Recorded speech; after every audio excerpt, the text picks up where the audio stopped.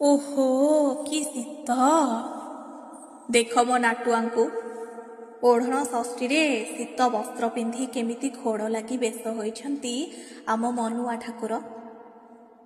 କ'ଣ ଶାନ୍ତି, ରାତି ବଢ଼ିଲେ ଶୀତ ବଢ଼ୁଛି ନାହିଁ? ଆଚ୍ଛା, କି ନାଟ ତମର ହୋ। ଯେତେବେଳେ ଶୀତୁଆ ରାତିରେ ଯମୁନା କୂଳରେ କେଳି କଦମ୍ବ ମୂଳେ ରାଧାରାଣୀ ସହ ତ୍ରିଭଙ୍ଗୀ ଠାଣିରେ ରାସ ରଚଉଥିଲ, ଏ ଶୀତ କୋଉଠି ଥିଲା? ଦେଖ ତାଙ୍କ ଶୀତ ବସ୍ତ୍ରକୁ, ମଖମଲ ସୂତା କପଡ଼ାରେ, ପୁଣି ବିଭିନ୍ନ ରଙ୍ଗର ବିଭିନ୍ନ ବାରରେ। ରବିବାରେ ନାଲି, ସୋମବାରେ କଳା ଛିଟା ମିଶା ଧଳା, ମଙ୍ଗଳବାରରେ ପଞ୍ଚ ରଙ୍ଗ ମିଶା, ବୁଧବାର ଦିନ ନୀଳ, ଗୁରୁବାର ଦିନ ହଳଦିଆ, ଶୁକ୍ରେ ଧଳା, ଶନିରେ କଳା। ଏ 7 ଗ୍ରହଙ୍କୁ 7 ଦିନରେ ଜଗତପତି ଘୋଡ଼ ବସ୍ତ୍ର ରୂପେ ପିନ୍ଧିବଟି? ଆଚ୍ଛା ଆଚ୍ଛା, ଏମିତି କଥା ନାହିଁ।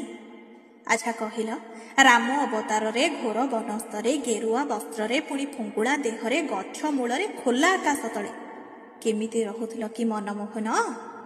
ସେତେବେଳେ ଶୀତ କୋଉଠି ଥିଲା? ଆଜି ବଡ଼ ମନ୍ଦିର, ବଡ଼ ରତ୍ନ ସିଂହାସନ ଉପରେ ବସିଛ, ପବନ ଟିକେ ବାଜିବନି ମୋ ଦେହରେ, ସେଥିପାଇଁ ମେଘନାଦ ପାଚେରି ରଖିଛ।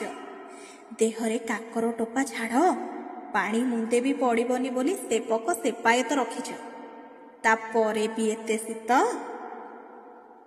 ଆଚ୍ଛା ହଉ ହେଲା, ଘୋଡ଼ ଲାଗିରେ ଭୂଷିତ ହେଇ ଭଲରେ ଥାଅ, ନହେଲେ ଥଣ୍ଡା ଧରିବ ଯେ। ଘୋଡ଼ ଲାଗି